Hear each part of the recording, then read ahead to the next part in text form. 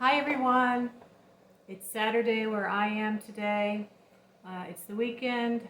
It's probably going to be the weekend when you see it, so hope you're having a nice weekend. We had a heavy snow here yesterday. Off and on, we accumulated a total of 4 inches, but today is beautiful. Sun is out, and I've showered, and I'm getting ready to go to a meetup for a local Facebook pagan group that I joined over a year ago. So that is something that I wanted to get on here and encourage you to do if you haven't already. If you've been a solitary for 6 months or a year and you're ready to reach out and meet other pagan witches, I'm a witch. I'm a shamanic witch, and I'm going to talk about that. I'm also a pagan, but not all pagans are witches. For example, I posted a picture that I took of some trees out here that had just been trimmed, and I noticed for the first time a haze around the tree, sort of a brownish, orangish haze with the sunlight. The energy had been stirred up, and I thought I saw something in there. So I got my phone. The infrared, can actually show things like a clairvoyant can see because of the infrared in the phone. I've seen spirits that were haunting my apartment with my phone at night. Like, I saw them during the day, but at night I couldn't. I used my phone, and there they were on my phone because of the infrared. So I saw this huge being I discerned was a dryad. So I posted on there, anybody see anything? I saw something, and I took a photo, and I was able to really see more. And there was a man who said, oh, this is just a haze from the branches being trimmed. It's necessary. So he misunderstood me, claiming that trimming a tree was cruel. All I really said was the energy's been stirred up or disrupted. It was 2 women that commented that they saw the image of a large male head. So I tend to think that it is women that tend to be a little bit more prone to being clairvoyant. If you look at the tarot cards, the lovers, it is the woman who is looking to the angel. This would be spirit, right? She's receiving the messages or the insights from spirit, and she passes it down to the men. Now, if the man works on getting in touch with his feminine side, but not all pagans do that.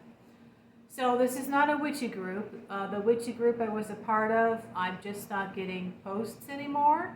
And I think maybe the person I was friends with has, talked bad about me maybe. She's the one who encouraged me to join it. So I might see if I can join another witch group, but today I'm going to go and see how many pagan witches there are. I know there are some business owners that are creating products, and I kind of like to meet them. So, working on my hydration, I am now using the Noon because they have less sugar than the liquid IV.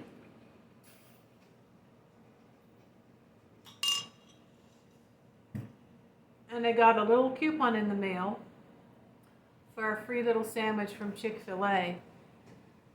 So before I leave here in a little bit, I might stop there.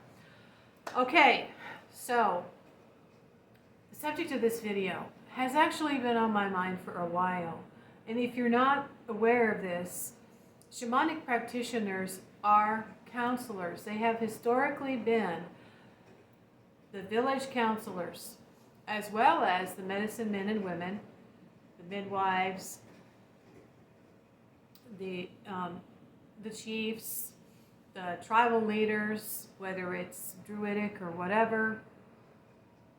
And the women have been more of the counselors to women or to couples.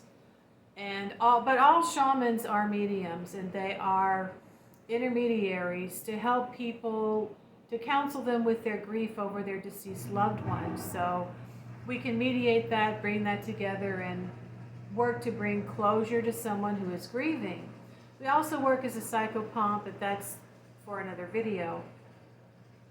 I apologize if you hear my washing machine going. I'm having to run that right now. But we also are healers in the sense that when we have a physical condition, we are led to learn through spirit how to heal it. And then we pass down our healing knowledge based on the illnesses that we have had. And that also goes along with emotional distresses. So what I want to talk about today is my experience with gaslighting.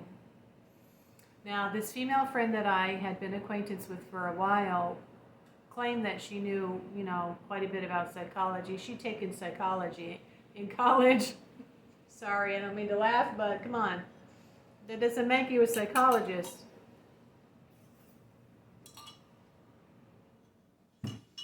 And there were many reasons why I ended up finally divorcing.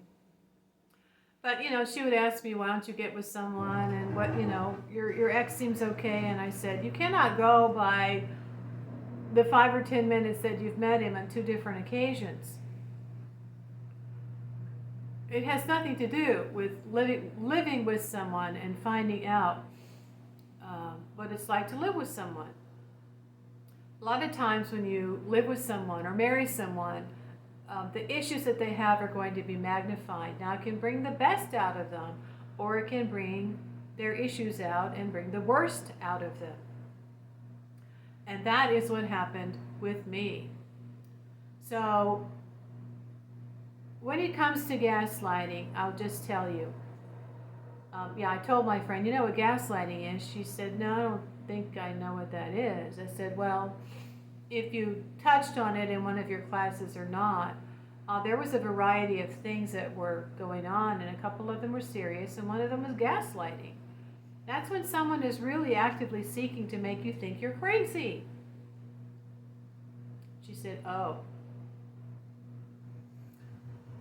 Well, I guess she went and told one of her acquaintances that I was giving rise to at the time, and when I was over there, I made some kind of a comment about dishonesty or something, and she's like, don't gaslight me. And I said, did you just learn that word from her? Because that's not what gaslighting is. And I'm watching a couple of videos. I clicked on a couple of videos out of curiosity, and I'm like, this is not what gaslighting is. I think the term is being used too loosely to refer to everything from narcissism to lying, habitual lying. That's not it. It's very different from that. It has to do with someone systematically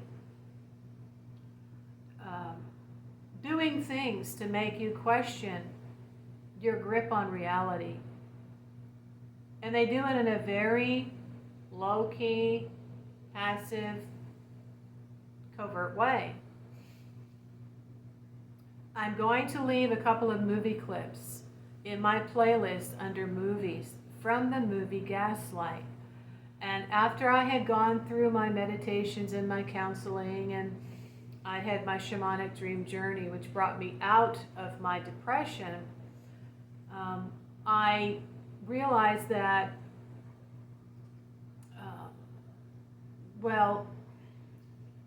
I just had been through a depression and felt I was going to finally reach out to a counselor.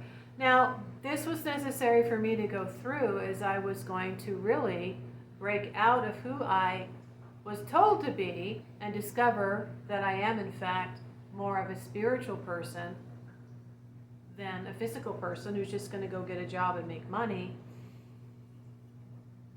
And as I returned to my meditations and I began realizing, no, that's not right, this is never going to change, I got to stop trying to convince myself, and I reached out. Now, I reached out to a counseling center that was a shelter for women. They had taken me in once before for another issue I had had with my husband, and it was an argument that escalated, so the police came and they took me over there. So I picked up the phone and I said, this and this is still going on, and I now have my second child, and I can't manage this anymore. So they invited me in and I took a test. And as I started to see this counselor, I asked her style. I knew, as I had been studying, that there were different styles that counselors have, and I wanted a non-judgmental. She said, non-judgmental, where'd you learn that? And I said, I've been looking up or hearing, different styles about counselors. And I just don't want to be told what to do anymore. And she said, well, the reason we're taking you is because according to the test, you're being controlled. You are being psychologically manipulated. And that was not a pleasant thing for me to hear, but it was a validation. And I said, how could you tell from the questions on that test? She said, those questions are designed a certain way for us to pick up on someone who is actually being controlled. For example, you're having to turn your paycheck over to him. I said, well, I've actually recently stopped doing that, and he's not happy. Okay. So I was in counseling with her for about, I think, 9, 10, 11 months. I didn't need to be in counseling very long because she gave me permission to speak my truth and my thoughts and my feelings and what I really wanted to do, which was to break away from my husband. But she helped validate things that were happening. So I had expressed to my husband one day that I really needed to get back in touch with my creative side. He didn't want me to paint the walls or hang pictures or rearrange the furniture anymore. And I wanted to get back into maybe playing my piano. And so I volunteered to play at the art barn. Well, he carried the keyboard up the stairs, which was quite a long flight of stairs to get up to the art barn. And I just played some nice, soft classical pieces, and everybody was really enjoying it. And oh my gosh, I felt wonderful. But he didn't want me to do that anymore. He never, ever really wanted me to go anywhere except to work to make money. So I put everything away, and I put my extension cord and my plug cord, the pieces that I needed to plug it in and make it work and play, I tied them up and put them together either near the piano or somewhere where I knew I could get to them easily and remember. And one day they were gone. Like, where are the chords to my electric piano? And all I got was, I don't know, where'd you put them? Here! I put them here. And I knew I did. I have an excellent memory. So I went throughout the days and the weeks, actually, every single day, looking through that house because I hadn't been invited back to play again. And there was no way I could carry that keyboard up all those steps. It was an older model and it was fairly heavy. So I had to end up telling her I can't come back, I can't find the chords to my piano. That made me very sad. So every day I was going through the house from top to bottom. Where can they be? Where can they be? And I'm sure he was moving them from place to place. So I can laugh at it now, but at the time it was like, what is going on? So finally one day after several weeks I said, somebody took it. Now who took it? What, all kinds of conversations. I said, well, that's it. I know where I put it, and I know it should be there, and there's no other reason for it not to be there except somebody took it. And I said it to him like, I think you took it. He got up, opened the door to the entertainment center, and took it out. And there was a stupid little smirk on his face. I said, what are you doing? How did that get there? He said, It's been there. I've seen it there every day. I don't know why you didn't see it. I said it wasn't there. How did you know it was there? Well, like I said, I've seen it there every day. I don't know why you haven't seen it. Every day for 2 weeks, I've been looking everywhere, including where I put it, and every single place in the entertainment center. There's no way I could miss those 2 cords tied together. That's what I was looking for. So I told my counselor, and she said, yeah, he was taking them. He was hiding them from you. This is just another instance of me not wanting to go anywhere, do anything except be at home or be with him and the kids wherever we were going in the car. He always had to drive. So she said, yeah, I had a younger woman who got out of a controlling relationship, who kept buying little trinkets to hang on her keychain, and they kept missing. Finally, one day when she decided to leave him, or he wasn't home, and she was packing and going through stuff, she found a drawer full of all her little trinkets. He had been stealing them and hiding them and telling her that she was crazy, that she must have lost it or somebody else stole it. It was him. So, I was still pretty nauseated and shocked about the whole thing. But I'm telling you this so that you understand, it's not about someone habitually lying.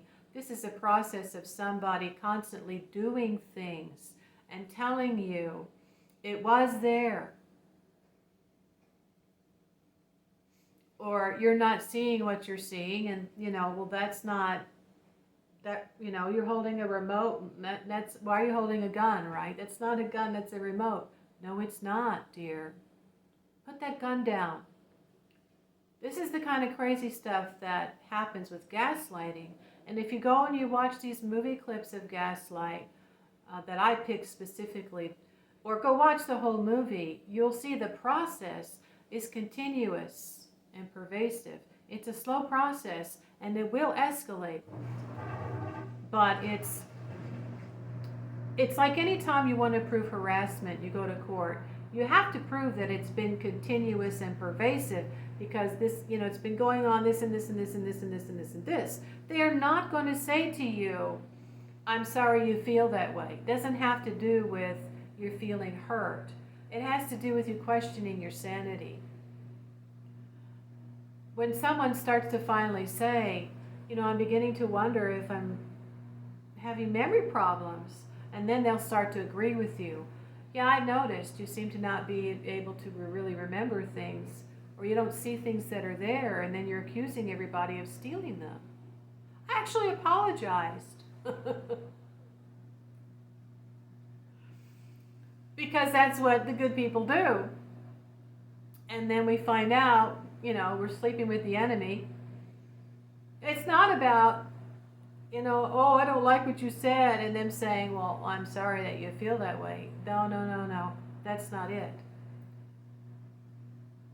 It's not about little things like that. It's about the clock is dinging and you're commenting, oh, there goes that clock again. I'm like, what clock? I don't hear any dinging. You see what I mean? You're questioning what you're hearing and what you're seeing. The sky's not blue. It's gray. I'm beginning to wonder what's wrong with you. They won't say things like, are you okay? Until things have escalated, and you start to question your own reality, then they will start agreeing with you. It's more of a passive-aggressive thing. Do you have a history of mental illness in your family? Or, I looked up the history. Now, I didn't have any friends or family close by that could actually come over on a regular basis and say, I know you put it there, right? Now, in the movie, this woman who was being gaslit by her husband, the title of the movie was referring to him actually dimming the gaslight in the evening. And as she noticed it, he'd say, what? I don't see anything. That's how it started. It's a psychological brainwashing, really. And it's designed to make the person really start to question their grip on reality. Not about, I'm hurt by something you said. No, that's different. And so in the movie, she has a family acquaintance. This man comes over who's a family friend, and he's older than her. So he remembers when she was younger and he knew her father. And, she's telling them all these things that are happening. And then he decides to open up the gun case and goes, oh, wait a minute, this isn't good. The gun is missing. And then she says, oh my God, look here, here's a letter that I had found one day and was asking him about it, and he told me you're not holding anything. So they read this letter, and it was all this made-up story by a made-up man. He said your father never knew that man, or something like that. You're going to have to go and watch these clips where this friend actually says to her, she's questioning her sanity. He said, no, you're not going crazy. He's systematically trying to drive you crazy. His goal in the movie was to get her institutionalized, which in those days, if you go to the doctor and they start questioning or hearing your story about all these things that are happening at home, and your husband is agreeing that, yeah, she's seeing things that aren't there, she's hearing things that aren't there, right? And maybe he's even been communicating with that doctor.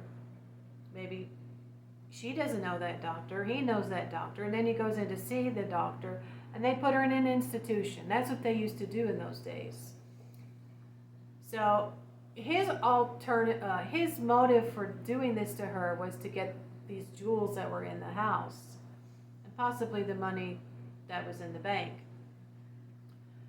Now, the goal in my case was really just to stop me from doing anything that I wanted to pursue that was enjoyable and creative for me, which was part of my healing process.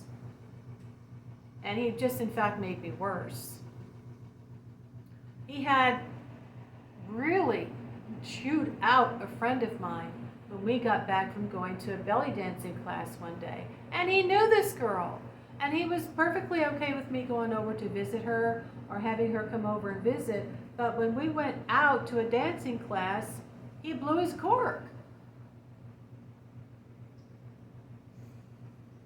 So, I mean, then there were other issues of him trying to accuse me of things. And, it was just very difficult for me as a woman who had not had any real savings anymore, except for when I had to first get married,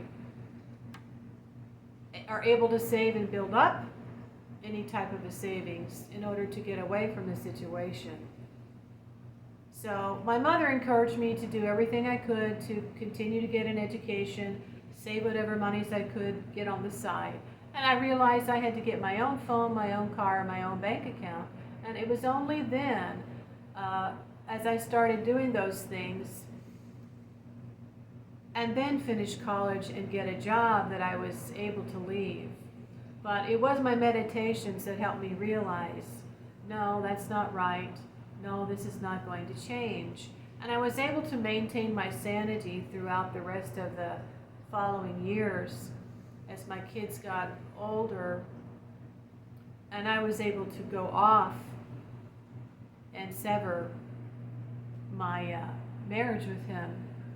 But yes, it's much different from what I'm hearing in some of these videos. And one I recently watched that is claiming that it's not being described right, and then goes on to describe it is still not right. It's not about somebody saying something that hurts your feelings and they don't care.